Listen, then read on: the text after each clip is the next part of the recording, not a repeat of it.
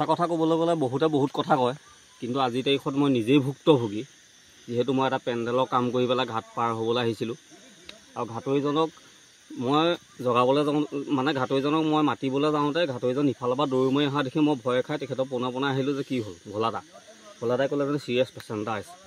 বহুত আগত কৈ থকা শুনো, কিন্তু মানে এইফালে ছিৰিয়াছ পেচেণ্ট পাৰ হৈ থাকে। আজি মই নিজেই ভুক্তভোগী এই ক্ষেত্ৰত, যে আমি কোনখন পৃথিৱীত বসবাস কৰি আছোঁ প্ৰকৃততে।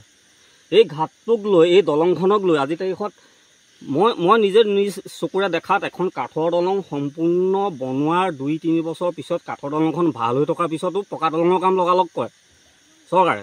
কিন্তু এই দলংখন কেনেকুৱা ৰাজনীতিৰ মেৰপাকত পৰি আছে আচলতে, কাৰ প্ৰতাৰণাত আমি পৰি আছোঁ, কোনে এই ভকত চাপৰি 17খন গাঁৱক লৈ কোনে ৰাজনীতি কৰিছে।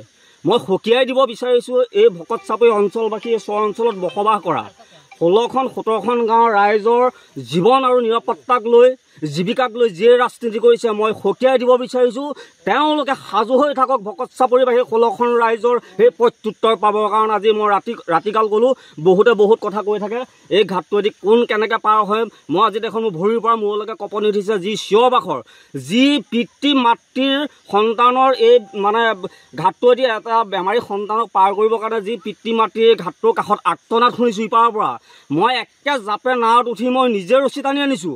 আজি দেখোন মই ভুক্তভোগী। এই ভকত চাপৰি অঞ্চলবাসীক লৈ যি ৰাজনীতি কৰিছে, সি কিন্তু এদিন নহয় এদিন নৰক কুণ্ডত পৰিবই লাগিব। তাক ভগৱানে বিচাৰ কৰিব। মই ৰাতিকাল গ'লোঁ, মই আজি নিজেই ভুক্তভোগী। সঁচা কথা ক'বলৈ গ'লে মোৰ নিজৰ চকু পানী ওলাই আছে। আমি কোনখন পৃথিৱীত বাস কৰি আছোঁ আজিৰ তাৰিখত।